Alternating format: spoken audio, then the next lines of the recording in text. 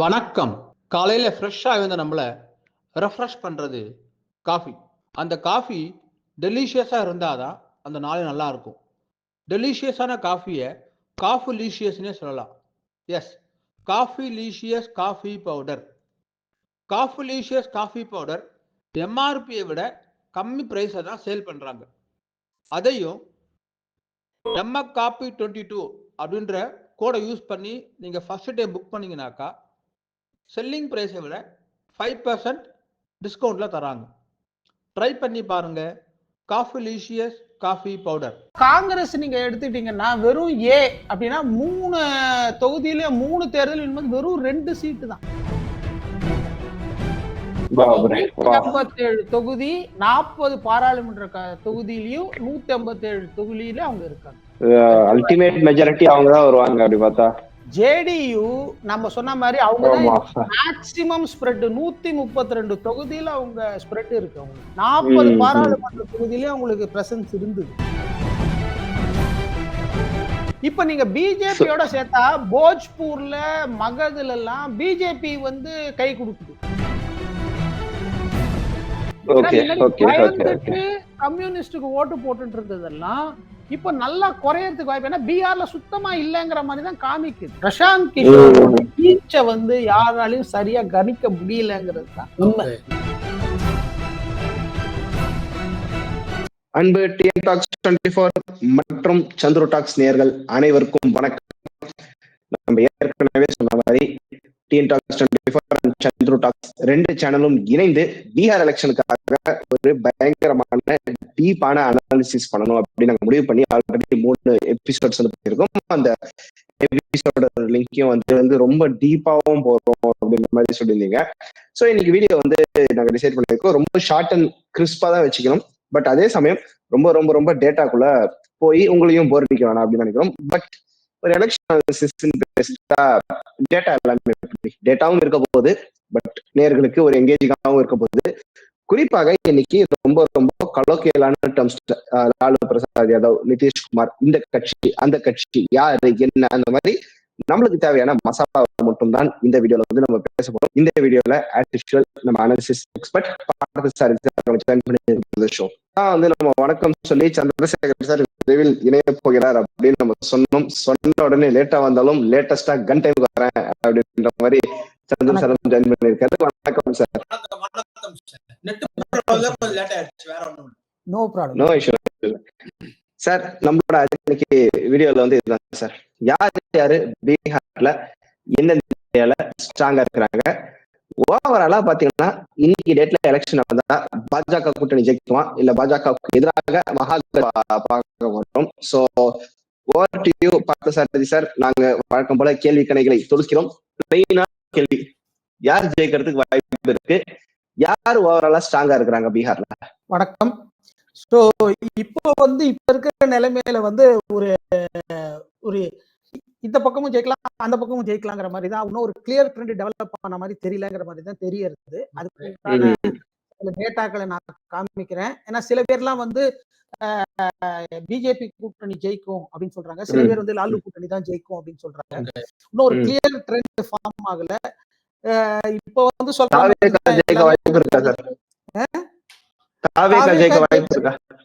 தாவேகா ஜெயிக்கிறதுக்கு வாய்ப்பு வந்து பீகார்ல வாய்ப்பு இல்ல, தமிழ்நாட்டுல வாய்ப்பு வருமாங்கிறது இனிமேதான் போக போக தெரியும். அது நம்ம தனியா தான் போவோம். பட் தாவேகாவோட குருநாதர் பிகே அங்க இருக்கிற பிரசாந்த் கிஷோர் அவர் ஜெயிப்பாரா? பாயிண்ட் என்னன்னா அவர் ஜெயிக்கிறத பொறுத்து ஒரு இண்டிகேஷன் இருக்கும். நம்ம முன்னாடியே ஃபர்ஸ்ட் வீடியோல சொன்னா வந்து தமிழ்நாட்டுல இதுல ஒரு பாதிப்பு இருக்குமான்னு நீங்க கேட்டீங்க. இப்ப நீங்க நியூஸ் பார்த்து நம்ம முதல்வர் வந்து பீகார் கேம்பெயின்ல என்டர் பண்றாரு. ஓகேங்களா? எனக்கு ரிசல்ட் தெரிஞ்சு போச்சு சார். 27ஆம் தேதி அவர் வந்து பார்ட்டிசிபேட் பண்றதா இருக்கு. ஒரு நாள் பீகார்ல வந்து பிரச்சாரத்துல ராகுல் காந்தியோட யாத்திரால அவர் பார்ட்டிசிபேட் பண்றாரு. சோ இதுல நான் முன்னாடியே சொன்ன மாதிரி தான், இது போக போக உங்களுக்கு வந்து ஆல்ரெடி சில பேர் பேசிட்டு இருக்காங்க. ஏன்னா வந்து அங்க இருக்கிற காங்கிரஸோட வெற்றி தோல்வியை பொறுத்து காங்கிரஸ் வந்து சில அலையன்ஸ் கூட்டணிகள் இங்கே மாறுங்கிற மாதிரி தான் இங்க தமிழ்நாட்டில் சில பெரிய எக்ஸ்பர்ட்ஸ் எல்லாம் சில ஆல்ரெடி எஸ்டாப்ளிஷ் பண்ண எக்ஸ்பர்ட்ஸ் எல்லாம் கூட பேசிக்கிறாங்க. சோ அதனால வந்து பேசுவாரு சார், தமிழ்ல பேசுவாரா, எந்த லாங்குவேஜ்ல பேசுவாரு, பீகார்ல என்ன சொல்லி ஓட்டு வாங்குவார்?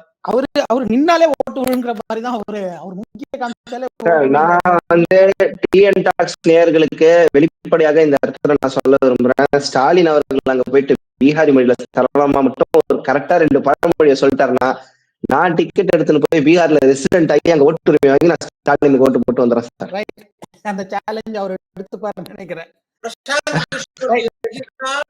பண்ணி ஆகணும், வேற வழி இல்லை. ஏன்னா ஜெயிக்க வச்ச பிரசாந்த் கிஷோருக்கு பிரச்சாரம் பண்ண போறேன். எந்திரன் படத்துல தலைவர் சொல்ற மாதிரிதான், வரம் கொடுத்தவன் தலையிலேயே நீ கை வைக்க போறியா அப்படின்ற மாதிரி. ஆமா ஆமா, இதே ட்ரெண்டோட நம்ம வந்து இதுக்குள்ள போடலாம். இப்ப நம்ம வந்து ஒருவேளை நான் கொடுத்த 380 கோடியை திரும்பி கொடுக்குறியா, இல்ல நான் ராகுல் காந்திக்கு பிரச்சாரம் பண்ணட்டுமான்னு சொல்லி அந்த ஆங்கிள் போறாருன்னு தெரியல. எஸ் சார், நீங்க உங்களோட பிரசன்டேஷன் ஸ்டார்ட் பண்ணலாம். ஸ்கிரீன் தெரியுதா? Yes yes yes yes sir. இப்ப இதுதான் வந்து களம். ஒரு பக்கம் நிதிஷ், மோடிஜி, அப்புறம் வந்து தேஜஸ்வி யாதவ், பிரசாந்த் கிஷோர், நம்ம சிராக் பாஸ்வான், ராகுல் காந்தி எல்லாம் இருக்காங்க. இப்ப நம்ம வந்து மெயினா வந்து நம்ம இப்போ ஒரு நம்ம வந்து பீகார் நம்ம நேயர்களுக்கு வந்து பீகார்ல இருக்கிற ஒரு சின்ன அந்த கான்ஸ்டியூன்சி யார் ஓட்டு போடுறாங்க அவங்களோட ஒரு ப்ரொஃபைல வந்து குயிக்கா நம்ம பார்த்துடலாம்.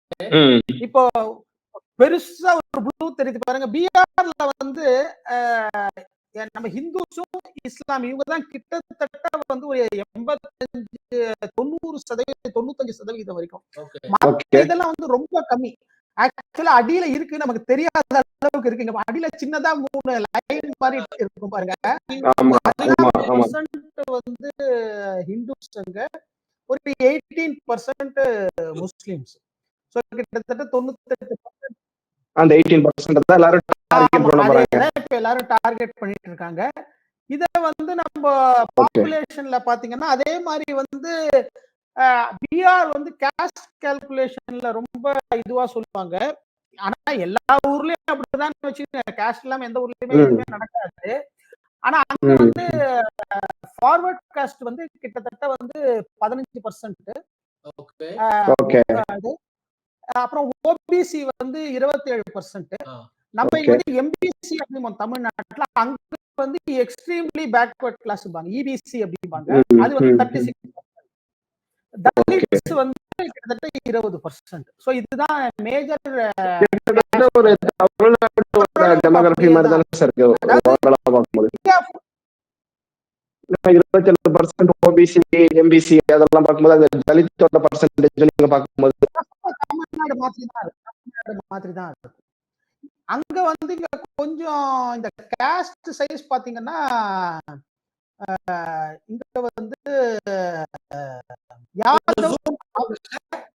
யாதவ் இருக்காங்க பாருங்க, மெயின் அவங்கதான். ஒரு காஸ்ட் ஸ்பிளிட்ல வந்து யாதவ் மெயின். அப்புறம் இதுதான் நம்ம முலாயம் சிங் யாதவ், லல்லு பிரசாத் யாதவ், தேஜஸ்வி யாதவ், அந்த இது கம்யூனிட்டி. வந்து அதே மாதிரி இந்த குர்மி அப்படிங்கறது தான் நம்ம நிதிஷ்குமாரோட அவரோட காஸ்ட். அப்புறம் வந்து இன்னொன்னு வந்து இங்க இதுதான் வந்து மெயினா அங்க இருக்கிற குஷ்வாஹா, முன்னாடி இருந்த நம்ம ஜித்தன் ராம் அவரோட குஷ்வாஹா. மிச்சதெல்லாம் வந்து உங்களுக்கு வந்து ஒரு மிக்கதா 15 கேஸ்ட். இது வந்து ஒரு 60% வச்சுக்கீங்கன்னா, ஒரு லிஸ்ட் ஆஃப் கேஸ்ட் போட்டீங்கன்னா கிட்டத்தட்ட ஒரு நம்ம ஊர் மாதிரி தான், கிட்டத்தட்ட ஒரு 250 கேஸ்ட் வரைக்கும் வரும். ஆனா வந்து இதுதான் மெயின். இது வந்து கிட்டத்தட்ட 60-65%. அடுத்ததான் நம்ம பார்க்க போறது வந்து யார் ஓட்டு போடுறாங்க சார். அதான் வரேன், அதுக்கு வந்து ஒரு மேப்பே வச்சிருக்கேன் நான் உங்களுக்கு.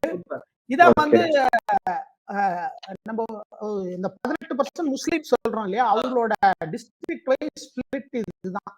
இங்க டார்க்கா இருக்கு பாருங்க சீமாஞ்சல் ஏரியா, கிஷன்கஞ்ச் அந்த மாவட்டத்துல கிட்டத்தட்ட 70% இருக்காங்க. அராரியா முன்னாடியே டிஸ்கஸ் பண்ண மாதிரி வெஸ்ட் பெங்கால் பார்டர்ல இருக்கக்கூடிய அந்த ஏரியால முஸ்லிம் பாப்புலேஷன் கிளீனா இருக்கிறதெல்லாம் அவங்க கொஞ்சம் கம்மியா இருக்காங்க.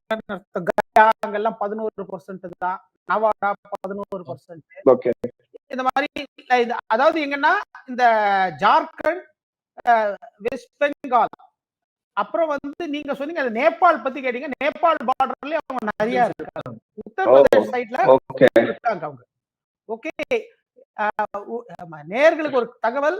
ராகுல் காந்தி வந்து அவரோட யாத்திரை பண்றதெல்லாம் இந்த கிரீனோட தொட்டு தான் யாத்திரை பண்றாரு. எல்லோட தொடவே இல்லை.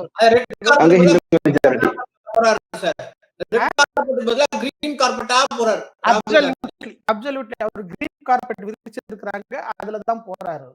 ஸ்டாலின் சார் இதுல எங்க பங்கேற்க போறாருன்றது கடைசி நேரத்துல தான் அறிவிக்கப்படும். அதுதான் நாங்க ராஜதந்திரமா இருக்க போகுது. இதுதான் நம்மளோட இன்னைக்கு இப்ப நம்ம பார்க்க போறதோட ஒரு கோர் இது. இப்போ நான் வந்து ஒரு கட்சியும் வின் பண்ணத வந்து ஏபிசிடி கேட்டகரி அப்படின்னு பார்ப்பாங்க. இதுல ஏ அப்படின்னா கடந்த 3 தேர்தலையும் ஒரு தொகுதியில எந்த பார்ட்டி வின் பண்ணுதோ அதான் ஏ. அதாவது அவங்களுக்கு அது பயங்கர ஸ்ட்ராங் ஏரியா.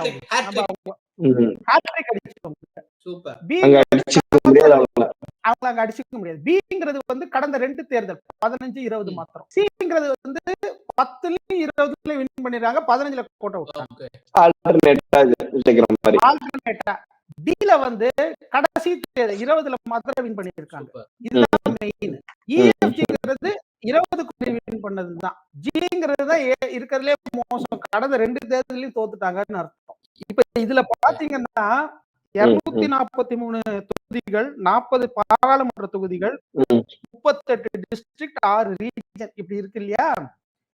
இதுல பாத்தீங்கன்னா ஜேடியு தான் வந்து ஓவராலா 132 கான்ஸ்டிட்யூன்சி. இந்த மூணு தேர்தலையும் சேர்த்து அவங்க தனித்தனியா வின் பண்ணது 132 கான்ஸ்டிட்யூன்சி. நிதிஷ்குமார். அடுத்ததாக பிஜேபி 125, அடுத்ததாக ஆர்ஜேடி லல்லு பிரசாத் யாதவ் 123. இந்த 3 தான் மெயின். எனக்கு என்ன டவுட்னா, லல்லு பிரசாத் யாதவ் நீங்க 123 சொல்றீங்க. இந்த வாட்டியே if I am not wrong second sorry most largest party, single largest பார்ட்டியா இருக்காங்க.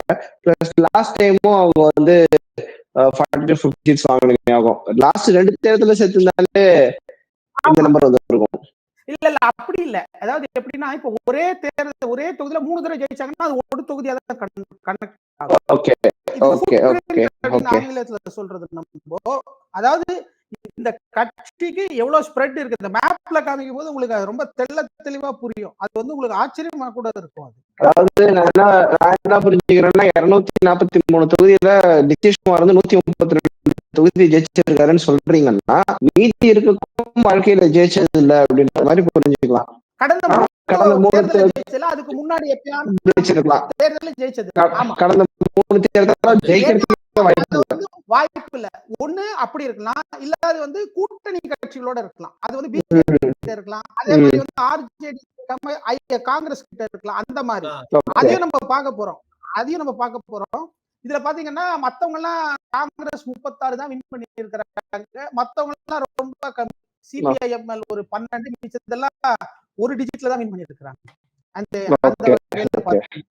ஓகேங்களா? சோ இப்ப நம்ம வந்து நம்மளோட ரொம்ப மோஸ்ட் இன்ட்ரெஸ்டிங் பார்ட்டுக்கு நம்ம போறோம். இப்ப இதுல பாத்தீங்கன்னா இப்ப நம்மளோட லாலு பிரசாத் யாதவ் முதல்ல நம்ம ஆர்ஜேடி எடுத்துக்கோங்க. பாருங்க அவங்க எவ்வளவு பிரசாத். ஆமா, ஆர்ஜேடி பாத்தீங்கன்னா ஃபுல்லா வந்து ஆல்மோஸ்ட் நீங்க பாத்தீங்கன்னா நல்ல ஸ்ப்ரெட் ஆயிருக்கும். அது எங்க ஸ்ப்ரெட் ஆயிருக்குன்னா இந்த 123 தொகுதியும் 38 அவுட் ஆஃப் 40 பாராளுமன்ற தொகுதியில அவங்க இந்த 3 தொகுதியில எப்பயாவது ஒரு தடவை இந்த 3 தேர்தல ஜெயிச்சிருக்காங்க. ஆனா அவங்களோட ஏ கான்ஸ்டிட்யூன்சின்னு பாத்தீங்கன்னா அதாவது கடந்த 3 தேர்தலையும் எங்க ஜெயிச்சிருக்காங்க ஆக்டிவ்னு பாத்தீங்கன்னா அதுதான் ரொம்ப கம்மி. 10 தொகுதி தான். நான் என்ன புரிஞ்சுக்கிறேன்னா நான் என்ன புரிஞ்சுக்கிறேன்னா, லாலு பிரசாத் யாதவ் வந்து ஓவராலா பீகார்ல ஸ்ப்ரெட் ஆயிருக்காரு. நல்லா வேரூன்றி இருக்காரு. சொல்லப்போனா நம்ம டிஎம்கே கூட அதை வந்து கம்பேர் பண்ணலாம். லாஸ்ட் டைம் நம்ம சொல்லியிருந்தோம், டிஎம்கேக்கு உதயசூரியன், இவருக்கு வந்து லாந்தர் விளக்கு, அந்த ஆமா சூரியன் ஆமா ஒளி ஒளி 2 பேரும் இருக்குன்ட்டு. ஸோ அந்த மாதிரி நல்ல யூனிஃபார்மா ஸ்ப்ரெட் பண்ணியிருக்காங்க. ஆழமாக வேரூன்றி இருக்கிறாங்க. சம் XYZ ஃபேக்டர் வந்து அவங்களுக்கு செட் ஆகாம தோல்வியை தழுவி கொண்டு இருக்கிறார்கள். அப்படி புரிஞ்சுக்கலாமா? correct. அப்படிதான் புரிஞ்சுக்கணும். இதுல வந்து இப்ப நீங்க வந்து கடந்த 2 தேர்தல், அதாவது இது கடந்த 3 தேர்தல் ஹேட்ரிக் அடிச்சது. கடந்த 2 தேர்தல்ல மாத்திரம் எடுத்தீங்கன்னா கொஞ்சம் கூட ஜாஸ்தி இருக்கும். அது வந்து 37 தொகுதி. ஓகே. அதாவது 15லயும் ஜெயிச்சு 20லயும் ஜெயிச்சு. புரியுது. அதுவும் நடுவுல ஒரு தேர்தல் விட்டு 10லயும் 20லயும் ஜெயிச்சது பாத்தீங்கன்னா 39. அது ரொம்ப கம்மி. ஏன்னா ரெண்டே 2 சீட்டு தான் கூடுற மாதிரி இருக்கும். 37 39 ரெண்டே 2 சீட்டு தான் கூடும். அந்த ஜங்கல் ராஜ் எஃபெக்ட் மாறாம இருக்கு. ஆமா. கடைசியா வெறும் 2020ல மாத்திரம் ஜெயிச்சாங்கன்னா 75. அதான் நம்ம சொன்னோம். போன ஒரு தடவை 75 சீட்டு ஜெயிச்சது இதுதான். இந்த ஒரு தடவை 70 சீட்டு ஜெயிச்சதால நல்ல ஸ்ப்ரெட் ஆயிருக்கிற மாதிரி இருக்குது. நல்ல ஸ்ப்ரெட் ஆயிருக்கிற மாதிரி இருக்கு. இல்லாட்டி ரொம்ப அடி வாங்கியிருந்தாங்க. 39ல இருந்து 75 அப்படின்னா கிட்டத்தட்ட 36 தொகுதிகள் அவங்க போன தடவையே ஜெயிச்சிருக்காங்க. சோ லாஸ்ட் டைமே ஜங்கல் ராஜோட எஃபெக்ட் வந்து மறந்துட்டாங்க பீப்புள். கரெக்ட்டுங்களா? அதாவது எல்லாருமே சொல்றது அதானுங்க. ஒரு இஷ்யூ வந்து நீங்க ஒன்னு எலெக்ஷன்ல தான் மேக்ஸிமம் யூஸ் பண்ண முடியும். 2வது எலெக்ஷன்ல அது படுத்துரும். அதுதான் அதோட இது. இப்போ இன்னொன்னு வந்து நம்ம என்ன சொல்லுவாங்கன்னா, இப்போ வந்து ஒரு 18 வயசு இருக்கிற பையன் ஓட்டு போடுறான்னு வச்சுக்கீங்களேன், ஜங்கல் ராஜ்னா என்னன்னே தெரியாது. வரும்பொழுது அவங்களுக்கு பழைய ஜங்கல் ராஜ பத்தி என்னன்னே தெரியாது. அவங்க குழந்தையா இருந்தபோது அவங்களுக்கு மறந்து இருக்கும். புரியுங்க? இப்ப நீங்க தமிழ்நாட்டுல ஒரு 30-20 வயசு பையன்கிட்ட போய் நீங்க போஃபர்ஸ் நீங்கன்னா பேப்பர் படிக்கிற நமக்கு வேணா தெரியுமா இருக்கும். நீங்க ஒரு 25 வயசு பையனுக்கு போஃபர்ஸ்னா என்ன தெரியும்? அவனுக்கு ராஜீவ் காந்தி ஊழல் பண்ணானே தெரியாது. திமுக ஆட்சியே 10 வருஷம் ஆட்சியில இல்லைன்னு திருப்பி மெஜாரிட்டி கொடுத்து ஆட்சியில் அமர வச்ச விடுதானே சார். அவ்வளவுதான். அதேதான் பிரச்சனை. இப்ப வந்து நம்ம வந்து கடைசியில அவங்க பாத்தீங்கன்னா ஏன் அந்த ஸ்ப்ரெட் வருது அப்படின்னு கேட்டீங்கன்னா இதனாலதான் இந்த ஸ்ப்ரெட் வருது. இப்ப பாத்தீங்கன்னா கடந்த 6 எல்லா இதுவும் எடுத்தீங்கன்னா, அதாவது 15ல ஜெயிச்சது, 10ல ஜெயிச்சது, அதுக்கு முன்னாடி அந்த இது பாத்தீங்கன்னா இந்த 123 தொகுதி வருது. ஓகேங்களா? இப்ப நம்ம வந்து கொஞ்சம் வந்து குயிக்கா நம்ம என்ன பண்ணுவோம்னா, அவங்களோட இப்ப அங்கா அப்படின்னு ஒரே ஒரு இது எடுத்தீங்கன்னா, இதுல வந்து இதுல நம்ம வந்து லாஸ்ட் அந்த ABCD வரைக்கும் பார்ப்போம். ஏன்னா 20ல ஜெயிச்சது வரைக்கும் நம்ம பார்ப்போம். இந்த கடந்த 3 தேர்தல்ல வெறும் இந்த 4 தொகுதியில மட்டும்தான் இந்த ரீஜன்ல ஜெயிச்சிருக்காங்க. ஆனா போஜ்பூர்ல பாத்தீங்கன்னா நிறைய வரும். 23 தொகுதி அங்கதான் ஜெயிச்சிருக்காங்க. மகத் அது எடுத்தீங்கன்னா மகத்ல இந்த அதான் போஜ்பூர் அண்ட் மகத் எடுத்தீங்கன்னா வைட் ஸ்ப்ரெட். அவங்களுக்கு இங்கதான் அவங்களோட ஸ்ட்ரென்த். இன்ஃபேக்ட் இந்த ஏரியா வந்து நம்ம பேசும்போது முன்னாடி full and full Muslim dominated area கூட கிடையாது. ஹிந்து பாப்புலேஷன் கணிசமாக இருக்கக்கூடிய அந்த ஏரியா. ஆமா. ஏன்னா அது வந்து இந்த யாதவ்ஸ் எல்லாம் அங்க இருக்கிறவங்க ஜாஸ்தி. அங்க யாதவ் அங்க கேஸ்ட் காம்பினேஷன் ப்ளே ஆகுது. ஆமா. இன்னொன்னு வந்து உங்களுக்கு வந்து கொஞ்சம் இந்த போலரைசேஷனும் நம்ம சொல்லலாம். அது ஆல்ரெடி ஓட்டர்ஸ் ஒரு மாதிரி போலரைஸ் ஆயிருக்காங்க. பிளஸ் அவருக்கு வந்து யாதவ் அங்கெல்லாம் ரொம்ப இது இருக்கிறதுனால அவருக்கு அந்த இது போகுது. சீமாஞ்சல் ஏரியால வெறும் ஒரு சீட்டு தான். இங்க ஆல்ரெடி நம்ம ஓவைசிக்கெல்லாம் நம்ம வந்து பேசியிருக்கிறோம். சோ அந்த ஃபேக்டர்ஸ் புரிஞ்சுக்க முடியுது. திருஹுத் இப்ப பாத்தீங்கன்னா இங்க கொஞ்சம் நிறைய வராங்க. அவங்க திருஹுத் ஏரியால வராங்க. இப்ப நம்ம இவங்களோட கூட்டணியை பார்ப்போம். காங்கிரஸ்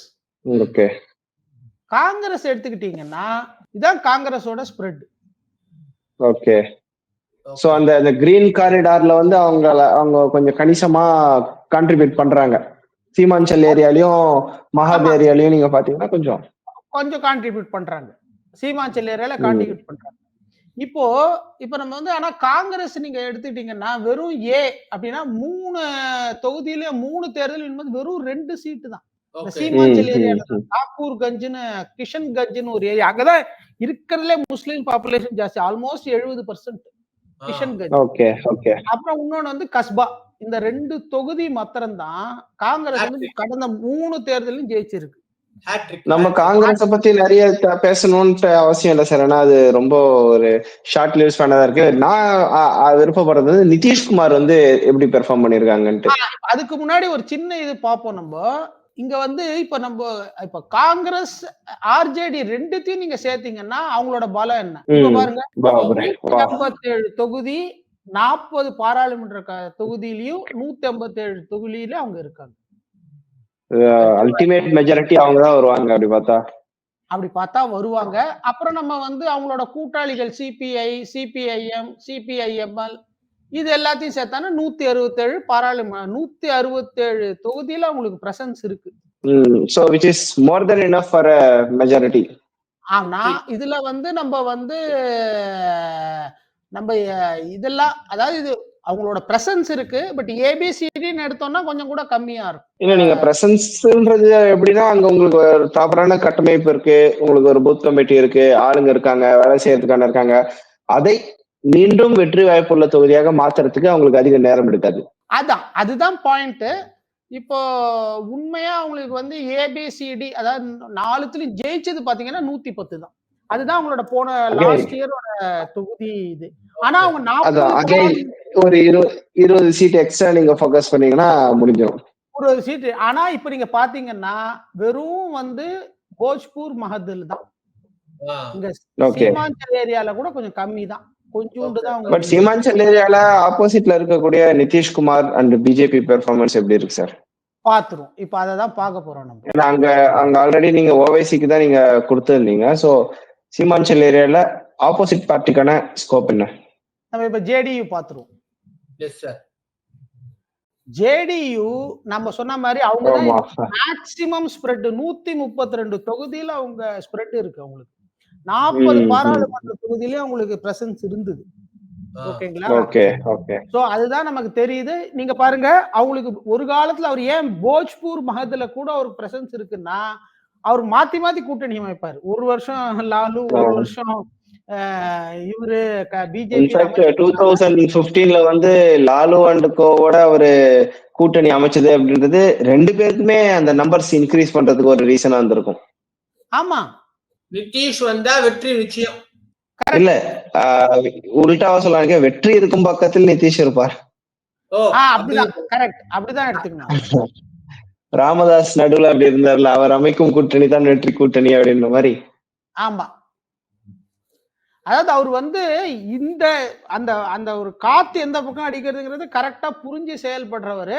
ஒரு வகையில அந்த காத்து நம்மள திருமாவளவன் அவர் கரெக்டா யார் ஜெயிப்பாங்களோ அங்க போய் கூட்டணி வச்சுப்பார். அந்த மாதிரி எடுத்துக்கலாமா? அப்படி சொல்ல முடியாது. திருமாக்கு வந்து அவர் வந்து மத்தவங்கள சார்ந்துதான் இருப்பாரு. இவரும் ஆனா இருக்கும்போது யார் ஜெயிப்பாங்கன்ற நிறைய இடத்துல கரெக்டா கண்டுபிடிச்சு போயிரு அங்க போய் ஜாயின் பண்ணிடுறாருல. இல்ல இவரோட ஸ்ட்ரென்த் ஜாஸ்தி. திருமாவளவன் வந்து ஒரு செகண்ட் ஃபீல்டா இருக்காரு. நிதிஷ்குமார் தான் இங்க ஒரு மெயின் கேரக்டர். என்ன பண்ணா அந்த கூட்டணி ஜெயிக்கும் அப்படின்றத கண்டுபிடிச்ச ஒரு அரசியல் சாணக்கியனா இருக்காரு. ஒரே ஒரு இடத்துல மட்டும்தான் 2024ல இந்திய கூட்டணி ஜெயிக்க வாய்ப்பு இல்லைன்ட்டு போய் மோடிக்கு சப்போர்ட் பண்ணி நீங்க மோடிக்கு பக்கத்துல உட்காரக்கூடிய அந்த பெருவெளிய இடத்துல இருக்காரு. ஆமா ஆமா. இப்ப இதுல நம்ம ஒரே நம்ம பார்த்தோம்னா கடந்த 4 தொகுதி 3 தேர்தலையும் ஜெயிச்சது நிதிஷ்க்கு பாத்தீங்கன்னா வெறும் அந்த 43 தான் வரும். ஓகேங்களா? இதுதான் அவரோட ஸ்ட்ரென்த்னு வச்சுக்கோங்க. இப்ப இவங்களோட பிஜேபி ஆட் ஆகும் போது இந்த கூட்டணி எவ்வளவு வலுவாகுது? நீங்க வந்து லாலு பிரசாதோட காங்கிரஸ் ஆட் ஆகும் போது கிட்டத்தட்ட மோர் தென் மெஜாரிட்டி கிடைக்கிறதுக்கான போதுமான அளவுக்கு பிரசன்ஸ் இருக்குன்னு சொன்னீங்க. நிதிஷோட ஆளும் கட்சியாக இருக்கக்கூடிய நிதிஷ் கூட பாஜக ஆட் ஆகும் போது அது எப்படி இருக்கு? அதையும் பாத்துருவோமே, எப்படி இருக்கு பாருங்க. வைட் ஸ்ப்ரெட்டா தான் இருக்கு. 160 பிரசன்ஸ் இருக்கு. 160. நீங்க அவங்களுக்கும் காங்கிரஸ் அண்ட் லாலுக்கும் கிட்டத்தட்ட இதே நம்பர் தான் சொன்னீங்க. 140 சொன்னீங்க. ஆமா. இப்ப நீங்க பிஜேபியோட சேர்த்தா போஜ்பூர்ல மகதுல எல்லாம் பிஜேபி வந்து கை கொடுக்குது. திருத்தேரியால பிஜேபிக்கு கை கொடுக்குது. ஓகேங்களா? அந்த இடத்துல லாலு வெர்சஸ் பிஜேபி அப்படின்னு இருந்துச்சுன்னா டஃபா இருக்கும். காங்கிரஸ் வெர்சஸ் நிதிஷ் இருந்தா ரொம்ப சொத்தையான ஒரு ஃபைட்டா இருக்கும். இப்ப அதுதான் வந்து இன்னொரு எலெக்ஷன். இப்போ ஒரு செப்டம்பர் 10ஆம் தேதிக்குள்ள நோட்டிபிகேஷன் அனௌன்ஸ் வந்துரும் ஈசில. அப்புறம் வந்து கேண்டிடேட் அனௌன்ஸ் பண்ணும்போது யார் கூட பாக்குறாங்கும் போது அது ரொம்ப ஈஸியா நமக்கு ஒரு கணிப்பு வரத்துக்கு உண்டான ஒருவேளை ஸ்ரீபத் ஏரியால வந்து பிஜேபி வெர்சஸ் காங்கிரஸ் வந்துச்சுன்னா பிஜேபி ஈஸியா ஜெயிச்சிரும். லாலு வெர்சஸ் நிதிஷ்னு வந்துச்சுன்னா லாலு ஈஸியா ஜெயிச்சிருவாரு. ஆமா, அது யார் கூட போடுறாங்க அப்படிங்கிறது தான். உங்களுக்கு இன்னொரு ஒரு ரொம்ப இம்பார்ட்டண்டா நான் ஒரு இது காமிக்கிறேன். இது வந்து உங்களுக்கு ஆச்சரியமா இருக்கும். இது வந்து இங்க பாத்தீங்களா நீங்க, அதாவது இது வந்து ஏன் வந்து ரொம்ப இம்பார்ட்டன்ட் அப்படின்னு கேட்டீங்கன்னா, இப்போ நம்மளோட ரெட் காரிடார் அது நீங்க காமிக்கிறது. ஆமாமா, ரெட் காரிடார். இது நீங்க வந்து இப்போ நம்ம இது ஆல்மோஸ்ட் வந்து இந்த நக்சலிசம் வந்து ரொம்ப பெருசா 182 டிஸ்ட்ரிக்ட் இந்தியா ஃபுல்லா இருந்தது. எங்க ஊர் கிருஷ்ணகிரி வரைக்கும் அது டச் ஆயிருந்தது. ஆமா, வெறும் இப்போ 18 டிஸ்ட்ரிக்ட் தான் குறைஞ்சிருச்சு. 18 டிஸ்ட்ரிக்டா குறைஞ்சிருச்சு. அதுல நீங்க இந்த பீகார் ஏரியால பாத்தீங்கன்னா கம்ப்ளீட்டா முழுவதும் ஒழிக்கப்பட்டு விட்டது. Okay okay. சோ இது வந்து கம்யூனிஸ்ட் கொஞ்சம் ஸ்ட்ராங்கா இருக்கிற அவங்களுக்கு வர ஓட்ஸ் எல்லாம் கொஞ்சம் குறையறதுக்கு வாய்ப்பு இருக்கு இந்த எலெக்ஷன்ல. பயந்துட்டு கம்யூனிஸ்டுக்கு ஓட்டு போட்டுட்டு இருந்ததெல்லாம் இப்ப நல்லா குறையறதுக்கு வாய்ப்பு. ஏன்னா பீகார்ல சுத்தமா இல்லங்கிற மாதிரி தான் காமிக்குது. வேற நீங்க பாருங்க, அதுக்கு முன்னாடி பீகார், ஜார்க்கண்ட், அந்த அப்படியே நீங்க வந்தீங்கன்னா ஆந்திரா வரைக்கும் வந்துரும். அது வந்து ரொம்ப குறைஞ்சிருச்சு. சோ இதுவும் சார், பட் ஃபைனலா ஒரு क्वेश्चन கேட்கணும்னு நினைக்கிறேன் சார். ஏன்னா நம்ம டுவர்ட்ஸ் எண்ட் ஆஃப் த ப்ரோக்ராமுக்கு வந்துட்டோம். என்னோட क्वेश्चन ரொம்ப சிம்பிளா பண்ணணும்னு நினைக்கிறேன் சார். நீங்க காமிச்ச மேப், 2 மேப்பையும் நம்ம பார்க்கும்போது ஒண்ணு மட்டும் புரிஞ்சு, ஆர்ஜேடியும் சரி, நிதிஷ்குமாரும் சரி, பாஜகவும் சரி பயங்கரமான பிரசன்ஸ் வந்து ஸ்டேட்டுக்குள்ள டெவலப் பண்ணிருக்காங்க. வேற காங்கிரஸ் வந்து அவங்களோட பிரசன்ஸ் கொஞ்சம் கொஞ்சமா கம்மியாயிட்டு இருக்கு. சோ இன்னைக்கு தேதியில ஆர்ஜேடி அதோட பொசிஷனை வச்சுருக்காங்க, ஸ்ட்ராங்கா வச்சுருக்காங்க. நிதிஷ்குமார் பிஜேபி இருக்கிறதால பலமாக தெரிகிறார். சோ நீங்க ஆக்சுவலா நீங்க ஒரு பார்ட்டியை ரேங்க் பண்ணணும்னா நம்பர் 1, நம்பர் 2, நம்பர் 3 அப்படின்னு யாரை ரேங்க் பண்ணுவீங்க? இன்னைக்கு டேட்ல யார் ஜெயிக்கிறதுக்கான வாய்ப்பு இருக்கு? அதாவது இன்னைக்கு டேட்ல பாத்தீங்கன்னா இன்னமும் வந்து நான் சொன்ன மாதிரிதான். அதாவது ஒன்னும் வந்து அந்த தராசு வந்து ரொம்ப ஈக்குவலா தான் இருக்கு. ஏன்னா இப்ப நீங்க நம்ம இன்னைக்கு மார்க்கெட் ஃபீட்பேக் பாத்தீங்கன்னா இது ஒரு போல். இது முதல்ல ஒரு இது காமிக்கிறேன். இது ஒரு போல். இதுல வந்து பாத்தீங்கன்னா ஓட் ஷேர் பாத்தீங்கன்னா ஒருத்தர் வந்து பிஜேபிக்கு 48, 43, 49 கொடுக்குறாங்க. ஆனா ஆர்ஜேடி கூட்டணிக்கு, லல்லு கூட்டணிக்கு வந்து கிட்டத்தட்ட ஒரு 5ல இருந்து 15% வரைக்கும் கம்மியா சொல்றாங்க. இது ஒரு அப்ப பிஜேபி வந்து கிட்டத்தட்ட அவங்க கிளைம் பண்ற மாதிரி 200 சீட்டு கூட ஜெயிப்பா அப்படின்னு கிளைம் பண்றாங்க. அது நடக்குமா நடக்காதான்னு தெரியாது. ஆனா அதே மாதிரி இன்னொரு இது என்ன சொல்றாங்கன்னா, இதுல கொஞ்சம் சாரி நான் படிச்சிடுறேன். 49% என்டிஏக்கும் 36% லல்லு கூட்டணிக்கும் சொல்றாங்க. இதுவும் வந்து கிட்டத்தட்ட 13% டிஃபரன்ஸ் இருக்கு. ஓகே. சில ஊடகங்கள் என்ன சொல்லுதுன்னா, இண்டி கூட்டணி அதாவது மகாகட்பந்தன் லல்லு கூட்டணி 126, பிஜேபிக்கு 112 சொல்றாங்க. ஓகே. இப்ப இங்க இதுவே பார்த்து அதே மாதிரி 47, 39 கிட்டத்தட்ட 8% வித்தியாசம். இன்னொரு சர்வேல பாத்தீங்கன்னா ஒவ்வொருத்தரும் வந்து ஈக்குவலாவே சொல்றாங்க. அவங்க 30, இவங்க 15. இன்னொருத்தங்க என்னன்னா இவங்க 15, அவங்க 30 அப்படின்ற மாதிரி உல்டாவே சொல்றாங்க. இது ஏன் இந்த நிலைமை இருக்கு அப்படின்னீங்கன்னா, இன்னும் யாராலையும் வந்து நம்மளோட ஜன்சுராஜ், பிரசாந்த் கிஷோரோட ரீச்ச வந்து யாராலையும் சரியா கணிக்க முடியலங்கிறது தான் உண்மை. ஏன்னா இங்க எப்படி இவர் நாம முதல்லயே சொன்னோம், அவர் வந்து சீமான் மாதிரி அப்படின்னு சொல்லிட்டு. அவர் வந்து உண்மையிலேயே வந்து அவர் வந்து சீமான் மாதிரி தான் அவர் போறாரு. ஏன்னா அவரு வந்து அவர் வந்து எல்லாரையும் தாக்குறாரு. நீங்க அவரோட ஒரு நாளைக்கு வந்து நீங்க அவரோட வீடியோ நீங்க 10 வீடியோ எடுத்தீங்கன்னா, ரேலியில போற போக்குல பாருங்க, கார்த்தால தேஜஸ்வி யாதவ் நல்லா திட்டுவாரு. அப்புறம் கொஞ்ச நேரம் கழிச்சு போனீங்கன்னா நிதிஷ்குமாரை திட்டுவாரு. அப்புறம் அப்படியே கொஞ்ச நேரம் தாண்டி போனீங்கன்னா ராகுல் காந்தியை திட்டுவாரு. அப்புறம் இன்னொரு இதுல போனீங்கன்னா மோடியை திட்டுவாரு. இன்னொரு இதுல போனீங்கன்னா லாலு. ஒரு நாளைக்கு 5 கணக்கு வச்சு எல்லாரையும் திட்டிடுவாரு. டைம் டேபிள் போட்டு ஒரு நாளைக்கு வந்து 5 பேரையும் திட்டுவாரு. சோ அதனால வந்து யாரை எடுப்பாங்க அப்படிங்கிறது வந்து இன்னும் அவரோட வந்து ஸ்ட்ராட்டஜி. ஆனா நம்ம எல்லாருமே ஒரு அரசியல்ல ஒண்ணு சொல்லுவோம். நம்ம வந்து முதல் கூட்டணி, 2வது கூட்டணி, 3, 4ன்னு வரும்போது நீங்க ஒன்னொன்னாதான் ஏறி வர முடியும். 5வதுல இருந்து நீங்க ஸ்ட்ரெயிட்டா 1க்கு வர முடியாது. அப்போ அவர் வந்து என்ன பண்ணணும்னா 2 பீட் பண்ணி தான் அவர் மேல வரணும். 1க்கு வரணும். சோ அதனால 1வது பொசிஷன் பிடிக்கிறதுக்குள்ள அநேகமா ஒரு பக்கம் என்ன சொல்றாங்கன்னா தாக்கம் வந்து லாலு கூட்டணிக்கு இருக்கும்னு இப்ப சொல்றாங்க. ஏன்னா வந்து அவங்க வந்து ஜேடியுக்கு வந்து ஆட்சி அதிகாரம் இருக்கிறதுனால கடைசி நேரத்துல அவங்களோட ஒரு ஸ்கீம் அனௌன்ஸ் பண்ணி லாஸ்ட் மினிட்ல கூட எதான காமிக்க முடியும் அவங்களால. ஆனா அது வந்து இப்போதைக்கு காங்கிரஸ் ஒரு லல்லு கூட்டணி 15 வருஷமா இல்லாததுனால அது ஒரு சின்ன ப்ராப்ளம் தான். So the suspense continues. அதுதான் வந்து இன்னைக்கு நினைக்கிறேன். உங்களுக்கு இன்னும் என்ன சொல்றாங்கன்னா இன்னும் பிரதமர் வந்து இன்னும் நிறைய மீட்டிங் பண்றதா இருக்கிறாரு. சோ அது போக போக என்டிஏ கூட்டணிக்கு வலு சேர்ந்துகிட்டே இருக்கும். இன்னும் நம்ம எல்லாரும் மத்த கட்சி மாநில முதல்வர்கள் எல்லாம் காங்கிரஸ் சப்போர்ட் பண்றாங்க. அது ஒரு சூட்ட கலப்பும். சோ என்ன ஆகுதுன்னு பார்க்கணும். இதுல நிதிஷ் பிரசாந்த் கிஷோர் எப்படி சமாளிக்கிறாருங்கிறதையும் நம்ம பார்க்கணும். ரொம்ப நன்றி சார். ரொம்ப நன்றி. அதுல ஓட்டுச்சோரி அந்த டேட்டாஸே இல்லையே சார்.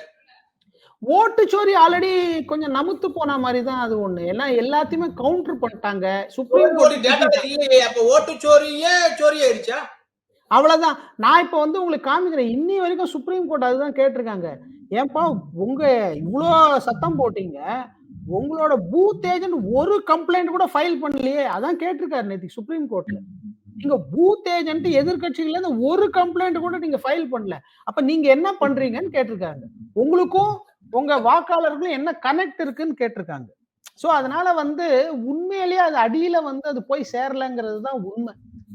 எப்போதும் ராகுல் காந்தி சொல்ற மாதிரிதான் சௌக்கிதார் சோர் ஹே அப்படின்னாரு. அதுக்கு ஒன்றும் பெரிய இம்பாக்ட் இல்ல அடி லெவல்ல. அதுக்கப்புறம் தான் மோடி இன்னும் மெஜாரிட்டி ஜாஸ்தி எக்ஸ்ட்ரா வந்தது. சோ இதுவும் எப்படி இருக்கும்னு பார்க்கணும். பார்த்தாதான் தெரியும். அதுக்கு ஒரு நல்ல ஒரு இன்ட்ரெஸ்டிங் டேட்டா எலெக்ஷன் கமிஷன் இருக்கு. நம்ம நெக்ஸ்ட் வீடியோல காமிப்போம். நெக்ஸ்ட் வீடியோல நம்ம என்ன பண்ண போறோம்னா மார்ஜின், அதுதான் ரொம்ப இம்பார்ட்டன்ட். ஒரு தொகுதியும் எந்த மார்ஜின்ல ஜெயிச்சிருக்காங்க அப்படிங்கறத நெக்ஸ்ட் வீடியோல காமிக்க போறோம். அதுல வந்து இப்பவே ஒரு டீசர் மாதிரி சொல்லலாம். பாதிக்கு பாதி வெறும் 7500 ஓட்டு, 12 ஓட்டுல இருந்து 7500 ஓட்டுக்குள்ளதான் கிட்டத்தட்ட 120 தொகுதிகள் கை மாறி இருக்கு. 1% ஸ்வீப்னா கிட்டத்தட்ட 15 தொகுதி.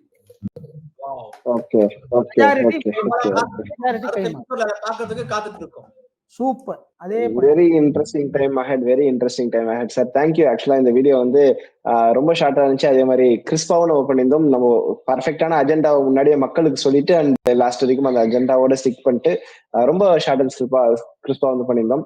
ஸோ நேயர்களே, பார்த்து சாரதி சார் கொடுத்த இந்த இன்ஃபர்மேஷன் என்ன அப்படின்றத ஜஸ்ட் சம்மரைஸ் பண்றதுக்கு விரும்புறேன். பீகாரை பொறுத்த வரைக்கும் 3 பார்ட்டி வந்து ஆல் ஓவர் பீகார் அவங்களோட பிரசன்ஸை பிரிசேஸா வச்சிருக்காங்க. ஒன்னு லாலு பிரசாதோடைய கட்சி, இன்னொன்னு நிதிஷ்குமாரோடைய கட்சி, 3வது பாஜக. ஆண்டு கட்சியாக இருந்த எல்லா மாநிலங்களிலும் ஒரு காலத்தில் ஆண்டு கொண்டிருந்த காங்கிரஸ் எங்கே இருக்கிறது அப்படின்னு தேட வேண்டியதா இருக்கு. ரொம்ப ரொம்ப சின்ன சின்ன பாக்கெட்ஸ் மட்டும்தான் வச்சிருக்காங்க. முக்கியமாக மைனாரிட்டி என்று சொல்லப்படக்கூடிய அந்த இஸ்லாமிய சமுதாயத்தின் வாக்காளர்கள் எப்படி டிஸ்ட்ரிபியூட் ஆயிருக்காங்க, எந்த வழியாக ராகுல் காந்தி பிரச்சாரம் செய்கிறார், குறிப்பாக நம்முடைய தமிழக முதலமைச்சர் ஸ்டாலின் அவர்கள் எப்படி அந்த பிரச்சாரத்திற்கு ஏதுவாக பலம் சேர்க்க போகிறார் அப்படின்ற பற்றியும் நம்ம டிஸ்கஸ் பண்ணோம். குறிப்பாக எல்லா கட்சியும் ஈக்குவலா ஓரளவுக்கு ஸ்ட்ராங்கா ஒவ்வொரு இடத்திலும் இருக்கிறது. ஜஸ்ட் ஒரு 10 தொகுதி 20 தொகுதியில எக்ஸ்ட்ராவா யார் அந்த புஷ் கொடுக்குறாங்க, எக்ஸ்ட்ரா யார் கான்சன்ட்ரேட் பண்றாங்களோ அவங்க தான் வெற்றி வாகை சூட போகிறார்கள் அப்படின்றதுதான் இந்த வீடியோட சம்மரி. ஆனா அடுத்த வீடியோல அதை விட ஒரு சூப்பரான ஹாட் டாபிக் உங்களுக்காக காத்திருக்கு. டீசரையும் கொடுத்து விட்டார் பார்த்த சரி சார். எஸ், எவ்வளவு மார்ஜின், வெறும் 12 ஓட்டுல தொடங்கி 7000 ஓட்டு வரைக்குமே இவ்வளவு கதைகள் மாறி இருக்கு, இவ்வளவு சங்கதிகள் மாறி இருக்கு. நம்ம ஏற்கனவே பார்த்திருக்கோம், தமிழ்நாட்டுல வந்து பாத்தீங்கன்னா திமுகவும் அதிமுகவுக்கும் வெறும் 3% டிஃபரன்ஸ்ல திமுக அதிபயங்கர வெற்றியோட ஆளும் கட்சியாக இருக்கு. அதிமுக பரிதாபமான நிலைமையில் இருந்தது. இவங்க சொல்றதுபடி பார்த்தா வெறும் 1% ஓட்லயே வந்து 15 முதல் 20 சீட்டு மாறலாம் அப்படின்றது மேலும் மேலும் ஆச்சரியங்களை நமக்கு கொடுக்க காத்திருக்கிறது. நிச்சயமாக அடுத்த வீடியோ மேலும் இன்ட்ரெஸ்டிங்கா, மேலும் ஷார்ட் அண்ட் கிறிஸ்பா உங்களுக்காக நாங்க பிரசன்ட் பண்ண காத்து கொண்டிருக்கிறோம். மிக்க நன்றி சார், சந்திரசேகர் சார் அண்ட் பார்த்த சார். இருவருக்கும் மிக்க நன்றி. மீண்டும் இன்னொரு வீடியோவும் சந்திப்போம். நன்றி. நன்றி, வணக்கம். வாய்ப்புக்கு நன்றி.